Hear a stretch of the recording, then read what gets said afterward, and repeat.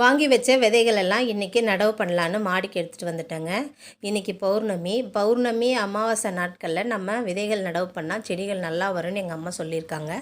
அதனால் இந்த வாட்டி வாங்கி வச்ச கத்திரிக்காய், அதாவது மடிப்பு கத்திரிக்காய், வெள்ளை கத்திரிக்காய், நீல பச்சை கத்திரிக்காய், கஸ்தூரி வெண்டை, அப்புறம் பார்த்திங்கன்னா பச்சை பசலைக்கீரை, இது எல்லாமே இன்றைக்கி நடவு பண்ணிட்டேன்.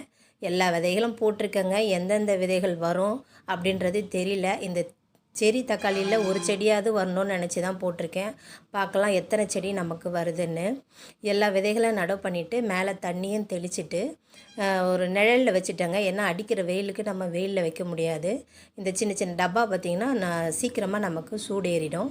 அதனால் எல்லாத்தையும் நடவு பண்ணிவிட்டு ஒரு நிழல் பாங்கான இடத்துல வச்சுட்டேன். மாடியில் இன்றைக்கி ஒரு அறுவடை தாங்க. என்னென்னு பார்த்தீங்கன்னா இந்த லெமன் கலர் வெள்ளரிக்காங்க. இந்த வெள்ளரிக்காவை இன்றைக்கி அறுவடை பண்ணி எடுக்க போகிறேன்.